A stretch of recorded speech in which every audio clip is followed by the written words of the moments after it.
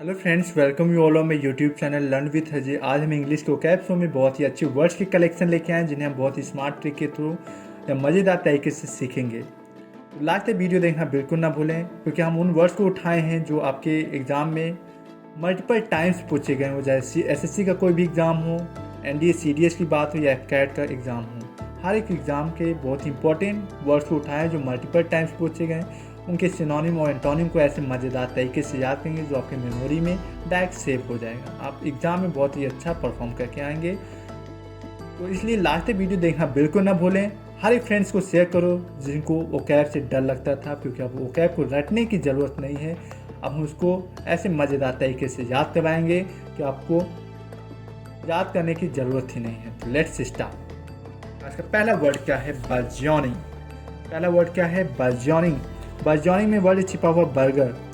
Burger आप daily खाओगे तो आपका वेट क्या होगा? इंक्रीज होगा। डेली आप बर्गर खा रहे हो, बर्गर कोई अच्छी चीज़ नहीं होती, लेकिन आप बर्गर खा रहे हो क्योंकि आपकी पसंद है। बर्गर आप डेली खा रहे हो तो आपका वेट क्या हो जाएगा? इंक्रीज हो जाएगा, अचानक से बढ़ने लगेगा। तो बर्जियोनिंग मतलब क्या होता है? Increase rapidly. तो इसका सिनोनिम क्या हो जाएगा? Flourishing, swelling. जब आपकी बॉडी में सूजन आती है तो उस पार्ट में आप जब जहाँ पे सूजन आई है उस पार्ट को देखोगे तो थोड़ा सा उठा सा रहता है। तो स्वेलिंग मतलब क्या होता है? इंक्रीज।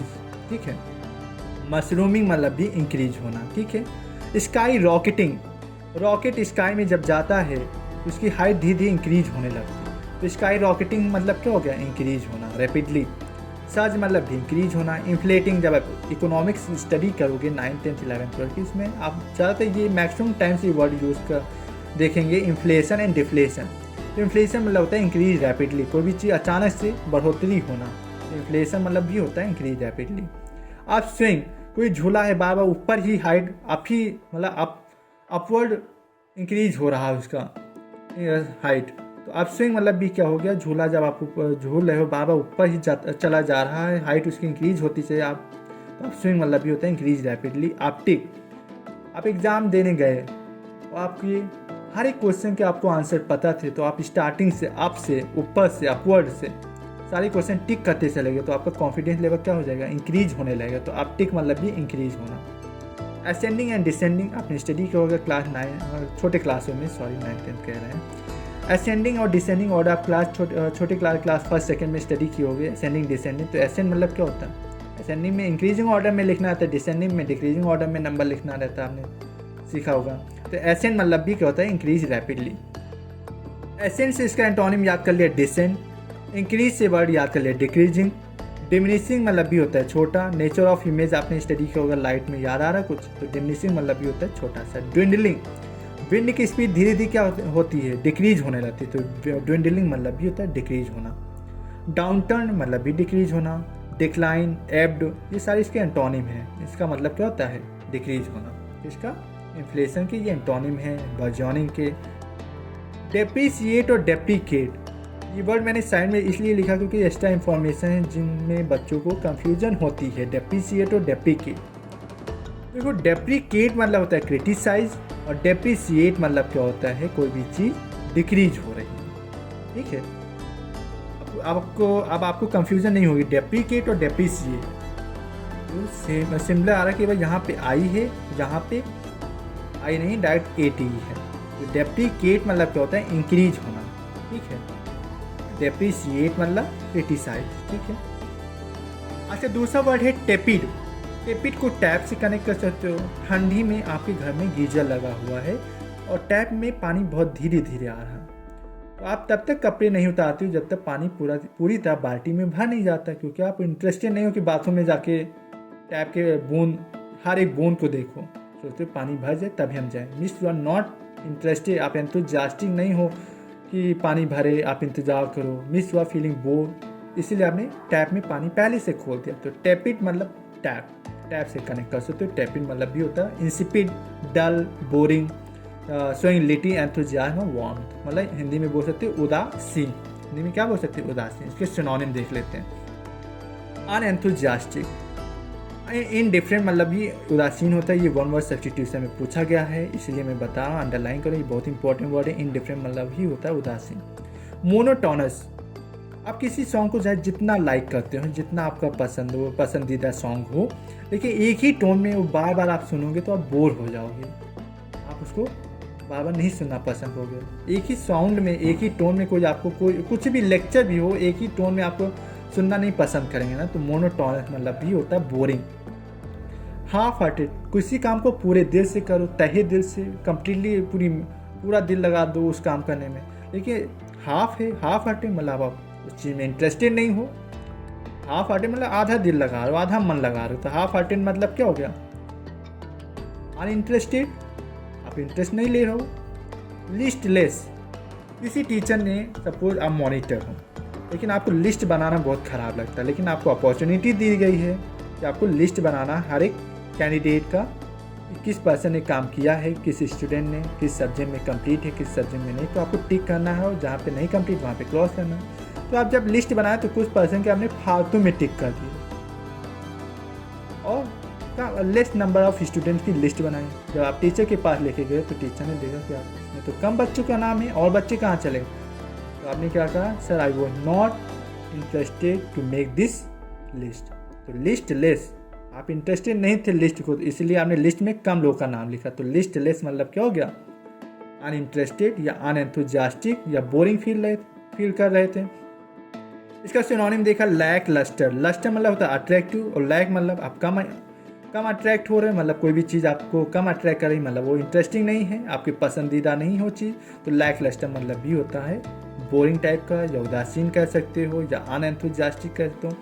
आप पैथेटिक, मतलब होता है नो, पैथी मतलब फीलिंग, अपैथी मतलब नो फीलिंग, इस चीज़ के प्रति आपको नो फीलिंग आएगी, वो चीज़ आपको पसंद नहीं है। वो पर्सन भी हो सकता है, कोई पर्सन के प्रति आप नो फीलिंग है, मतलब उस पर्सन के प्रति आप इंटरेस्टेड नहीं हो। तो अपैथेटिक मतलब भी होता है अनइंटरेस्टेड, या you are not paying attention, you are not enthusiastic. तो अनएंथुजियास्टिक इसका सिनोनिम। अब एंटोनिम क्या हो जाएगा? एंथुजियास्टिक, भाई जोशीला टाइप का, इंटरेस्टेड है, पैशनेट है, फुल ऑफ पैशन से भरा हुआ है, ईगर है, उत्सुक है। क्यूरियस मतलब भी होता है उत्सुक होना, किसी के प्रति जानने की इच्छा हो, क्यूरियस है।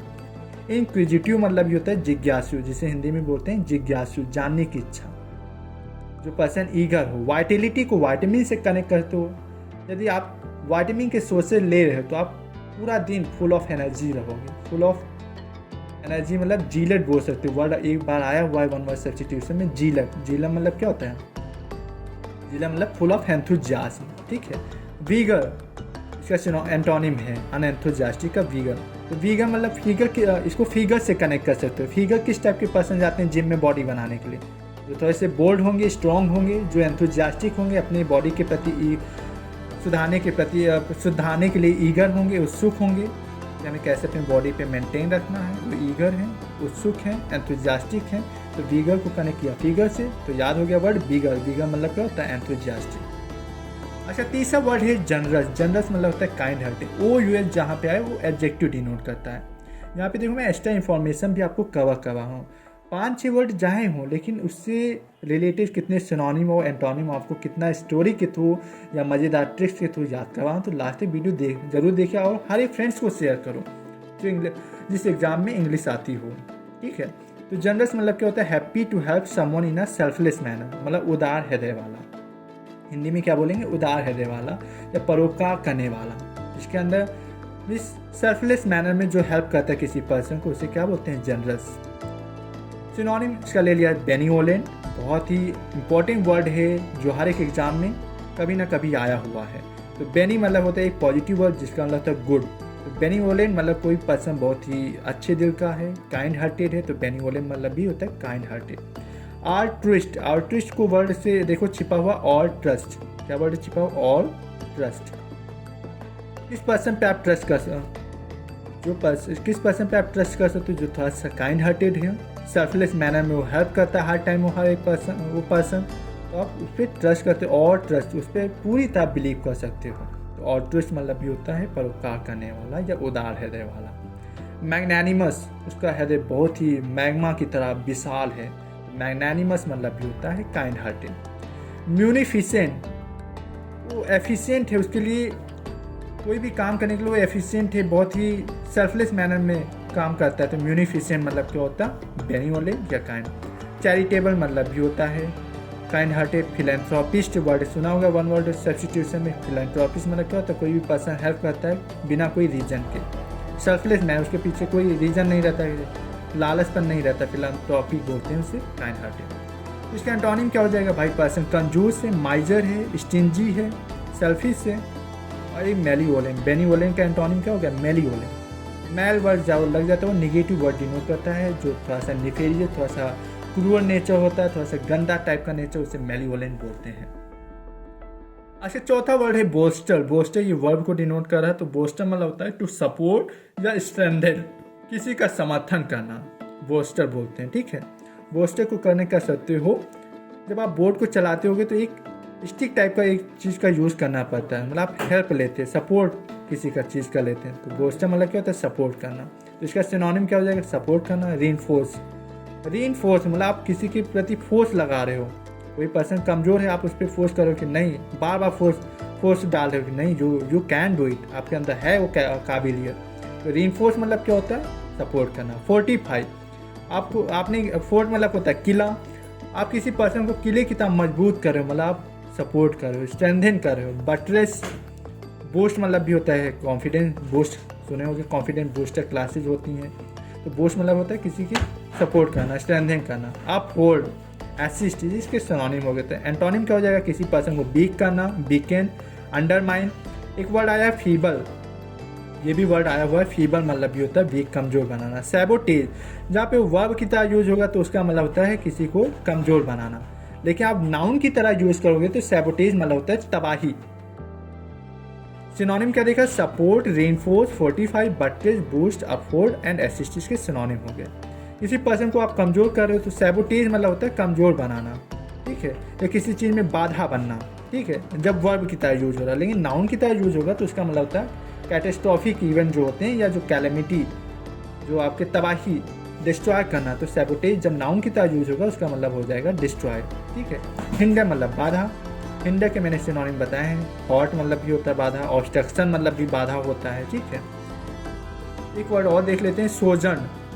जर्नी में देखो, सोजन को कनेक्ट किया, जर्नी ले लिया और सो गए।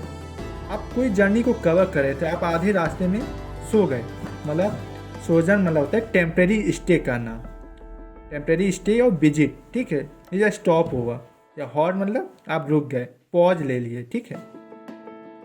तो एंटोनिम क्या हो जाएगा, कॉन्टिन्यू है, रिज्यूम करना, स्टार्ट करना, ठीक है, ये इसका एंटोनिम हो गया।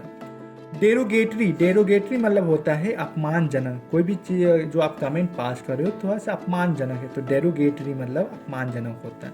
तो इसके सिनोनिम देख लेते हैं, डिग्रेडिंग, किसी की पर्सन के डिग्रेड आ रहे हैं तो आप उसको क्रिटिसाइज करते हो, तो डिग्रेड, डिग्रेडिंग मतलब क्या छिपा है, डिग्रेड, किसी पर्सन के डिग्रेड आ रहे हैं तो आप उसको क्या कहोगे, क्रिटिसाइज करोगे। तो डिग्रेडिंग मतलब होता है क्रिटिसाइज करना, उसका इंसल्ट करना। डिसरिस्पेक्टफुल, डिसपराजिंग, डिनाउंस, डिनाउंस मतलब भी होता है किसी पर्सन को इंसल्ट करना। मैंने एक बार बताया था, कास्टिगेट मतलब भी होता है इंसल्ट करना। तो कास्टिगेट, कोई पर्सन, कोई तुम्हारे गेट पे अदर कास्ट का बंदा आता है तो आप उसको गेट पर ही उसकी इंसल्ट करके आप उसको भगा देते हो, तो कास्टिगेट मतलब भी इंसल्ट होता है। तो इसका एंटोनिम क्या हो जाएगा, डिसरिस्पेक्टफुल से एंटोनिम क्या हो गया, याद हो गया, रिस्पेक्टफुल। कॉम्प्लीमेंट्री, देखो एक कॉम्प्लीमेंट्री होता है, एक और बता रहे हैं वर्ड होता है कॉम्प्ली, देखो यहाँ कॉम्प्लीमेंट आया, देखो PLE आया, और कंप्लीट में भी देखो आता है COMPLETE, कंप्लीट में भी देखो PL के बाद E आता है, तो कंप्लीट और कॉम्प्लीमेंट मतलब भी होता है पूरा, जो एक दूसरे को कंप्लीट करता है। और ये जो I जहाँ आता है COMPLIMENT, जहाँ पे I आता है उसका मतलब होता है प्रशंसा करना, किसी को प्लॉट करना, आप प्रेज करना। तो अब आपको कंफ्यूजन दूर हो गई। कॉम्प्लीमेंट जहाँ पे आई आता है उसका मतलब प्रेज होता है, प्रशंसा करना, और जो कॉम्प्लीमेंट में ई आता है उसका मतलब होता है कंप्लीट, जिस चीज़ को पूरी तरह कंप्लीट कर रहा हो। तो अब आपको याद हो जाएगा, कॉम्प्लीमेंट्री और जो ई वाला होता है उसका मतलब होता है कंप्लीट। यहाँ पे आई आए तो प्रेज होता है, प्रशंसा करना। रिस्पेक्टफुल हो गया, कॉम्प्लीमेंट्री होगा, फ्लैटरिंग, चापलूसी करना, ठीक है। और प्रेज इसका सिनोनिम और इसका एंटोनिम होगा डेरोगेटरी, आप किसी की इंसल्ट करें तो आप उसकी प्रशंसा कर रहे हो, उसकी रिस्पेक्ट कर रहे हो, चापलूसी करो, फ्लैटरिंग हो गया। तो ये आज के वर्ड से जिनको हमने बहुत ही मज़ेदार तरीके से सीखा।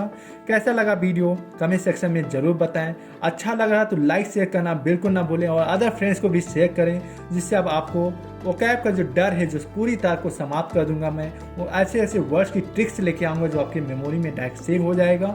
लास्ट तक वीडियो देखा और हर फ्रेंड्स को शेयर करो जिससे उनका भी फ़ायदा हो सके। और अभी तक आपने सब्सक्राइब नहीं किया है तो चैनल को सब्सक्राइब कर लीजिए, बेल आइकन को प्रेस कर लीजिए, जिससे लेटेस्ट वीडियोस की नोटिफिकेशन आपको टाइम से मिल सके। Bye bye friends, thank you.